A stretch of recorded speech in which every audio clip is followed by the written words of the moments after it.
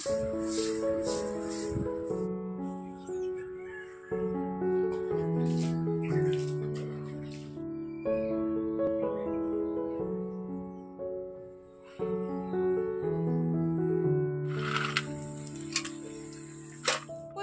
চলাই পাখি এসেছে, আমার ভাগ্নি এসেছে।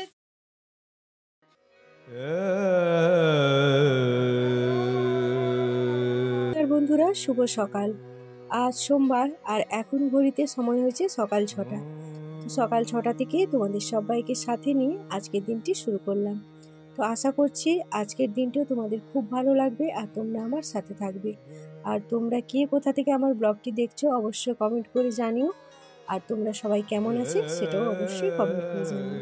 তো চলো বন্ধুরা, তোমাদেরকে সাথে নিয়ে ব্লগটা শুরু করছি। আর তোমাদের প্রত্যেকের কাছে আমার একটি অনুরোধ, প্লিজ পুরো ব্লগটা তোমরা দেখো, কেউ স্কিপ করো না। তো দেখো, গতকাল রাতে বৃষ্টির জন্য আর থালা বাসনগুলো ধুয়ে রাখতে পারিনি, তো তাই এখন চলে এলাম থালা বাসনগুলোকে ধুয়ে নিয়ে এখন রাখতে। তো এখানে দেখো থালা বাসনগুলোকে সাজিয়ে গুছিয়ে রেখে দিচ্ছি। আর আমার যে পরিমাণে বাসন সেই তুলনায় আমার এই যে বাসন রাখার র্যাকটা অনেকটাই ছোট, তো তাই রাখতেও অসুবিধা হয়। তো এদিক ওদিক করে গুছিয়ে সবগুলোকে এখন রেখে দিলাম। আর এখন রান্নাঘরটা ভালো করে গুছিয়ে ঝাড় দিয়ে নিচ্ছি। গতকাল তো রবিবার ছিল, আর রবিবার তো আমাদের এখানে হাট হয়, তোমরা অনেকেই জানো। তো তোমাদের দাদাভাই কিছু সবজি নিয়ে এসেছিলো, তো সবজিগুলো আমি আর গুছিয়ে রাখিনি। তো তাই আজকে ভাবছি নয়, আজকে আমাকে গুছিয়ে রাখতে হবে। তো তার আগে ভাবলাম এখানটা একটু লাতা দিয়ে দিই। তো আমি তো লাতা দিয়ে দিয়েছি পুরো রান্নাঘরটা, তবে এখানটা আর লাতা দেওয়া হয়নি, কারণ এখানে আমার ভাতের হাঁড়িটা ছিল, তো তাই এই দিকটা আমি বাকি রেখে দিয়েছিলাম। তো আজকে যেহেতু সোমবার আমার হাঁড়ি করা মাজা হয়, তো তাই আজকে ওইখানটা আমি লাতা দিয়ে দিলাম। তো তারপর ছেলে ঘুম থেকে উঠে পড়েছে, আর ছেলের আর্জি দুধের চা করে দাও। তো তাই এই যে দুধের চা করেছি 2 কাপ, ছেলের জন্য 1 কাপ আর নিজের জন্য 1 কাপ করে নিলাম। তো ছেলেকে দিয়ে চলে এসেছি, আর এখন নিজে 1 কাপ চা নিয়ে বসে পড়লাম। তো চাটা একটু আইস করে খাবো, তো তারপর আবার কাজে লাগবো। আর এই যে দেখো, গতকালে কিছু সবজির সাথে এই মশলাগুলো নিয়ে এসেছিলো, আদা রসুন পেঁয়াজ, তো এগুলাকে সমস্ত গুছিয়ে রেখে দিলাম। আর তারপর চলে এলাম সোজা নিজের রুমে। তো বিছানাটা গুছাবো, আর এখানে ছেলে আবার চা খেয়ে আবার শুয়ে পড়েছে।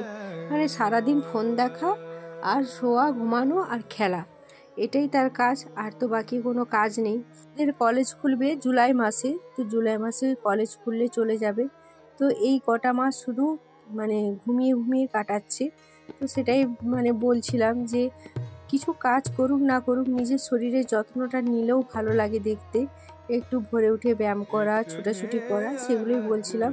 আর আমি যত কথা বলছি ও তত আমার উপরে রেগে যাচ্ছে। ভালো কথা কোনো বাচ্চারাই এখন শুনতে চায় না। তো এই যে দেখো, তারপর ওকে তুলে আমি এখন বিছানাটাকে সুন্দর করে গুছিয়ে নিলাম। কিছুতেই উঠবে না, কারণ তার বক্তব্য হচ্ছে বিছানাটা খুবই সুন্দর আছে, তোমাকে আর গোছাতে হবে না। শুয়ে যে পড়েছে আর উঠবে না, ফোনটা দেখছে।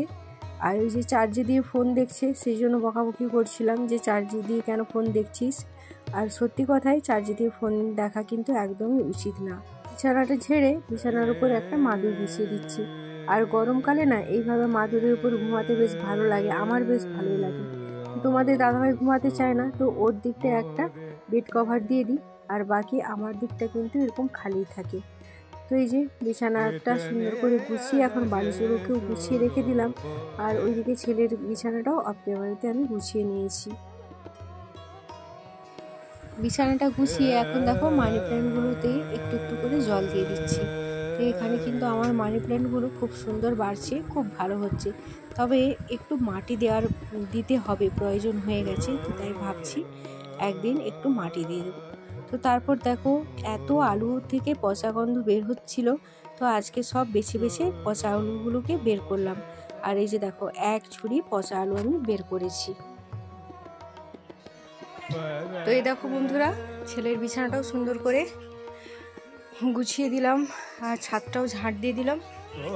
তো এইবার যাব স্নান করতে, তার আগে খাবারটা রেডি করব।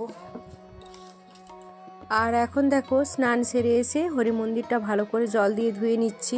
তো জল দিয়ে ধুয়ে তারপর পুজো করব। আজকে তো সোমবার আছে, আজকে মহাদেবের পুজো আছে। আর প্রতি সোমবার আমি এইভাবে মহাদেবের পুজো করে আমি আমার নিজের মন এবং নিজের সংসারে অনেক সুখ শান্তি বৃদ্ধি করতে পেরেছি এবং আর্থিক উন্নতিও আমার সংসারে হয়েছে। তো আর কি বলতো, এই যে শিব পূজা, প্রতিটি বাড়িতেই কিন্তু শিব পূজা করা উচিত, প্রতিটি মেয়েরই পুজো করা উচিত। তার কারণ কি জানো তো, শিব হলেন দেবাদিদেব মহাদেব। আর শিবের পুজো করলে অন্যান্য দেবদেবতারা খুব সন্তুষ্ট হয়, খুব খুশি হন। আর শিবের পুজো না করলে কিন্তু অন্যান্য দেবদেবীরা সেই পুজো গ্রহণ করেন না, তারা কিন্তু সেভাবে সন্তুষ্ট হন না। তো তাই আমাদের প্রত্যেকেরই উচিত শিব পুজো করা। শিব পুজো করলে সবথেকে বড় কথা মানসিক শান্তি, মানসিক যে আনন্দ, এটা কিন্তু খুব পাওয়া যায়। কারণ এটা আমি নিজের দিক থেকে নিজে করে বুঝতে পেরেছি, আর সেটাই তোমাদের সাথে আমি শেয়ার করলাম। আগে কিন্তু আমি সোমবার করতাম না বা শিব পুজো করতাম না, কিন্তু এখন আমি করি, 1 বছর ধরে করছি।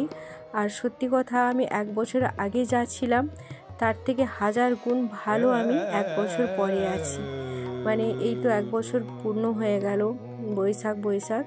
তো তাতে করে সত্যি আমার মন, আমার শরীর, সব দিক থেকেই আমি অনেক ভালো আছি শিবের পুজো করে।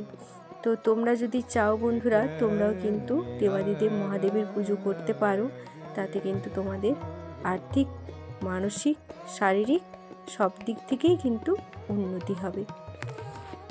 আর দেবাদিদেব মহাদেব খুব অল্পতেই খুশি হয়ে যান। তাকে খুশি করতে বেশি কিছু লাগে না, শুধু একটি মাত্র বিল্বপত্র আর তার সাথে ভক্তি, শ্রদ্ধা এবং ভালোবাসা, এই 3টে জিনিস যদি থাকে আর ওই বেলপাতা, তাতেই কিন্তু তিনি খুশি হয়ে যান। তো সত্যিই তিনি যে ভোলে মহেশ্বর, সত্যিই তিনি ভোলে মহেশ্বর। বন্ধুরা, তোমরা যারা আমার প্রতিদিনের ভিডিও দেখো, তো তাদের জন্য রইল আমার তরফ থেকে অসংখ্য ভালোবাসা এবং ধন্যবাদ। আর কোনো যদি নতুন বন্ধু আমার পরিবারে আজ প্রথম এসে থাকো আর আমার ভিডিওটি যদি তোমাদের ভালো লেগে থাকে, তাহলে অবশ্যই আমার চ্যানেলটিকে সাবস্ক্রাইব করে আমার পাশে থেকো। আর সকল বন্ধুদের উদ্দেশ্যে আমার একটি বার্তা, প্লিজ তোমরা ব্লগটি ছেড়ে যাওয়ার আগে অবশ্যই একটা লাইক কমেন্ট করো। কারণ তোমাদের একটা লাইক কমেন্ট আমাকে অনেকটাই মোটিভেট করবে নতুন করে ভিডিও বানানোর জন্য। তোমরা অনেকেই ভিডিও দেখো কিন্তু লাইক কমেন্ট করো না, কিন্তু এটা ঠিক নয় বলতে কি বলো তো, সত্যি কথা বলতে তোমাদের এই লাইক কমেন্টটা আমাদের একটা এনার্জি ড্রিঙ্কসের মতো। তোমরা যত লাইক কমেন্ট করবে তত আমরা এনার্জি পাবো নতুন করে কাজ করার। তাই প্লিজ তোমরা একটু কমেন্ট করে দিয়েছি। তো আর এদিকে দেখো, আমার পুজো সম্পূর্ণ হলো। আজকে শিব পুজোটা তোমাদের সাথে শেয়ার করলাম। আসলে পুজোর ব্লগ আমি সেইভাবে দিই না, কারণ ক্যামেরা ধরার মতো কেউ থাকে না, আর ওই নিজে ক্যামেরা সেট করে পুজো করতে অনেকটা দেরিও হয়ে যায়, আর আমার পছন্দও হয় না। কারণ ওই মনটা তখন ওই ক্যামেরার দিকেই পড়ে থাকে, পুজোর দিকে থাকে না। তো সেই নমস্কার বন্ধুরা, শুভ সকাল। কেমন আছো তোমরা সবাই? আশা করছি তোমরা প্রত্যেকেই খুব ভালো আছো আর সুস্থ আছো। আমি এবং আমার পরিবারও বেশ ভালো আছি। তো দেখো, সকালে উঠে সমস্ত আশিবাসি কাজ কমপ্লিট করে পুজোটাও সেরে নিলাম। তো তারপরে এবার সমস্ত সংসারের বাকি কাজগুলো আছে, তো রান্নাবান্না আছে। তো চলো নিচে যাই, নিচে গিয়ে রান্নাবান্না করবো। তো তার আগে নিজে দুটি খাবো, তারপর রান্নাবান্না। তো চলো তোমরা সাথে থাকো আর ব্লগটা দেখতে থাকো। চলো। নিচে এসে তোমাদের সাথে একটু শেয়ার করে নিলাম কি কি রান্না হবে। তো এগুলো সমস্ত মা কেটে রেখেছিল। ওই সবজিটা না কেউ কেটে রাখলে বেশ ভালো হয় রান্না করতে। আর এই যে গ্যাসে আমি ভাতটা বসিয়ে দিয়েছি, উনুনে ভাত বসালাম না, কারণ উনুনে না এত হাঁড়ির গাটা কালি হয়ে যাচ্ছে। তো তাই ভাবলাম গ্যাসেই ভাতটা রান্না করবো আর উনুনে সমস্ত তরকারিগুলো করে দেবো। তো আজকে করবো পাঁচমিশালি সবজি, তার সাথে বড়ি দিয়ে একটা ঘন্ট, মুগের ডাল, আর ভেন্ডি ভাতে, আর উচ্ছে ভাজা। আর তার সাথে চাটনি তো আছেই, আমার আমের চাটনি তো আগে থেকে করা আছে, তাই আমের চাটনি আর করতে হবে না। আর এখন দেখো, ঘন্ট করার জন্য বড়িটা ভেজে নিলাম। তো এখন ঘন্টটা বসাবো, আর ঘন্টটা বসানোর জন্য মশলা কষিয়ে নিচ্ছি। মশলা বলতে ওই প্রতিদিনেরই মতো একটু লঙ্কা আর তেজপাতা, সম্বুরা ফোড়ন, আর তার সাথে একটু আদা জিরে বাটা। নিরামিষ তরকারি আর কি মশলা হতে পারে বলো। তো এইগুলোকে ভালো করে এখন কষিয়ে নিলাম। তো কষিয়ে নিয়ে এখন সমস্ত সবজিগুলোকে আমি এক এক করে তুলে দেবো। তো অনেকেই কি করে, এই ঘন্ট করলে একটু তেল দিয়ে আগে থেকে সবজিগুলোকে ভেজে নেয়, তবে আমি ভাজি না, কারণ আমার মানে ঘরোয়া রান্নাতে আমি অতটা মানে তাকঝাক করে রান্না করি না, এমনি সিম্পলভাবেই রান্না করি। আর যে গরম পড়েছে তাতে করে বেশি তেল মশলাযুক্ত খাবার খাওয়াও উচিত নয়, তো তাই সব কিছু মিলিয়ে একবারেই বসিয়ে দিলাম।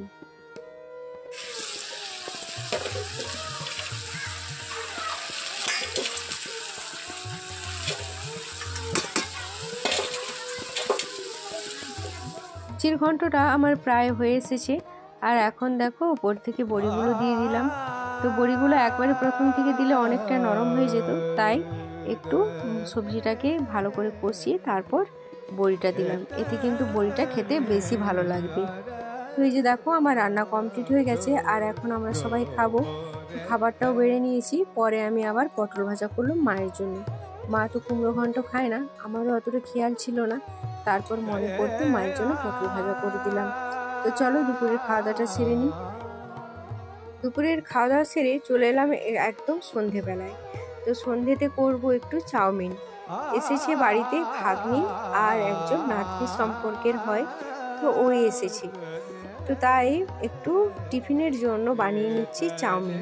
আজকে চাউমিনটা বানাবো একদম নিরামিষভাবে, কারণ আজকে সোমবার, তো তাই আজকে আর ডিম টিম করবো না। ছেলে নিয়ে এসেছে ডিম, কিন্তু ডিম আর আমি দিই না। তো এদিকে দেখো সমস্ত সবজিকে কেটে ধুয়ে একদম রেডি করে নিয়েছি, আর এদিকে কড়াইতে সবজিগুলো ভাজতে বসাবো, আর ওইদিকে আমি চাউমিনটা সেদ্ধ করতে বসাবো। তো চলো ছটফট করে বানিয়ে ফেলি চাউমিনটা, তারপর তোমাদের সামনে আবার আসছি।